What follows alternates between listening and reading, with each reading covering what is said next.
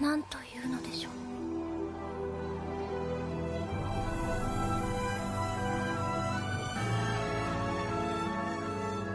Violet Evergarden is about an ex-soldier who has only ever known a life of war named Violet Evergarden, surprisingly enough, learning to become an auto-memory doll, which as far as I can tell is essentially a letter writer, to figure out what I love you means. It's a premise filled with all kinds of emotional subtext, and in my opinion, it is one of the most visually stunning shows I have ever watched. However, it is also a series whose slow pacing has made some argue that it has no substance, and simply uses its artwork to hide that fact from people like myself, who are not only easily distracted by such things, but whose attention spans are too short to notice that this show has nothing to ooh, pretty colors!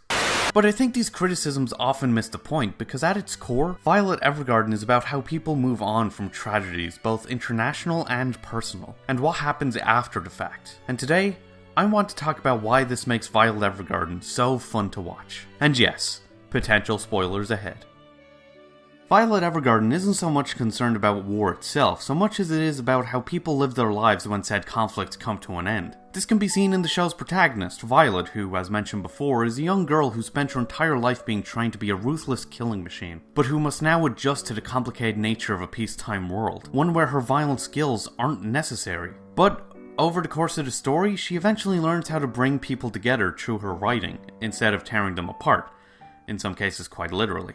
This basic idea of people having to find their place in the world, or who are suffering a heartbreaking loss because of war or otherwise, is true for many characters throughout the show. And even the world itself, which has just come out of a long and arduous war, is doing its best to rebuild and move on. This series explores the emotions that people go through after a tragedy, the many ways they try to cope with them, and how they find a way to come to terms with them. The actual plot may be non-existent, but its story is one that resonates with us nonetheless, and pulls on our heartstrings in subtle ways. Sometimes it may even be a bit too subtle, given how much the show uses little details to expand on its characters and its world. We can learn just as much about a character from their appearance and the way they move as we can from what they say and do. We can see it in the way they walk, the way they hold themselves, the way they smile and the way they frown. And though they might not say anything, their inner thoughts more often than not spring to the surface when they're forced to deal with a situation that is less than ideal. Similarly, the show's world is built up by small details in the environment that hint at its dense history and cultures. The show, for the most part, trusts that we will be able to put these details together for ourselves. It's something I personally appreciate, especially in a medium where so many shows feel like they have to explicitly spell these kinds of things out for the viewer. However, for as much praise as I have for this show, like with anything else, it's not perfect. The first and most obvious part is the slow pacing. For as well as I think it works, I can easily see why others would find it frustrating. Alongside that, the flow of the episodes can often feel strange. Jumping from a story where Violet's actions may potentially kick off a new war if she fails, to one where she's just helping to copy some damaged old manuscripts. Or ending an episode on a heavy bombshell and then not mentioning it until 2 episodes later.